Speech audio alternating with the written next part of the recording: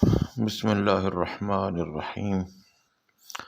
اللہم صلی علی سیدنا و نبینا محمد صلاۃ تسحق بها فی ارادتک اعمالنا۔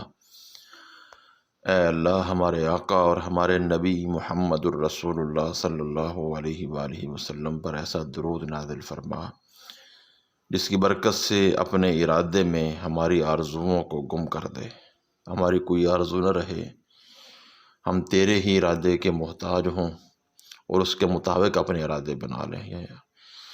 اللہم صلی علی سیدنا و نبینا محمد صلاۃ تمحق بها فی افعالک افعالنا۔ اے اللہ، ہمارے آقا اور ہمارے نبی محمد الرسول اللہ صلی اللہ علیہ وآلہ وسلم پر ایسا درود نازل فرما جس کی برکت سے اپنے افعال میں ہمارے افعال کو مٹا دے، یعنی میرا ہر کام وہی ہو جس میں تیری رضا اور خوشنودی ہو، ہمارے افعال تیرے افعال میں ختم اور فنا ہو جائیں۔ اللہم صلی علی سیدنا و نبینا محمد صلاۃ تفنی بها فی صفاتک صفاتنا۔ اے اللہ، ہمارے آقا اور ہمارے نبی محمد الرسول اللہ صلی اللہ علیہ وآلہ وسلم پر ایسا درود نازل فرما اس کی برکت سے اپنی صفتوں میں ہماری صفات کو فنا کر دے، یعنی ہمیں اپنی صفات کا رزق کریم عطا فرمائے۔ جیسے تیری ایک صفت ستاری ہے، ہمارے اندر بھی یہ صفت ہو، ہم لوگوں کے عیبوں پر پردہ ڈالیں۔ ایسے جیسے تیری صفت غفاری ہے، ایسے ہی ہمارے اندر اس صفت کا ظہور ہو کہ ہم لوگوں کی غلطیوں کو معاف کریں۔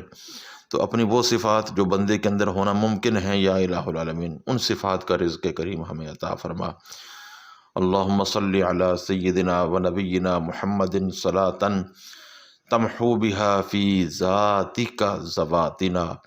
اے اللہ، ہمارے آقا اور ہمارے نبی محمد الرسول اللہ صلی اللہ علیہ وآلہ وسلم پر ایسا درود نازل فرما جس کی برکت سے اپنی ذات میں ہماری ذوات کو محو کر دے، یعنی ہم جدھر بھی دیکھیں تیری ہی قدرت کے جلوے نظر آئیں۔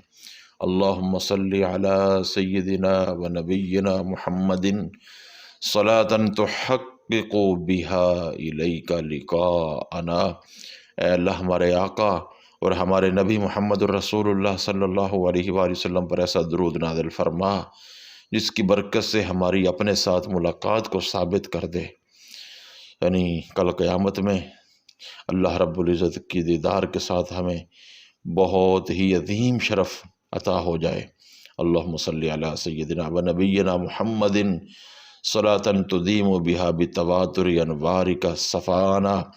اے اللہ، ہمارے آقا اور ہمارے نبی محمد الرسول اللہ صلی اللہ علیہ وآلہ وسلم پر ایسا درود نازل فرما جس کی برکت سے اپنے انوار کے پے در پے نزول کے سبب ہماری صفائی دائمی بنا دے، ہمارے دل کے اندر جو صفائی عطا ہو تیری طرف سے وہ ہمیشہ ہمیشہ کے لیے عطا ہو، اور پھر مرتے دم تک وہ صفائی قائم رہے اور اسی صفائی کے ساتھ تیری بارگاہ میں حاضر ہو جائیں۔ اللہ عمل کی توفیق نصیب فرمائے۔ وما علیہ الا البلاغ۔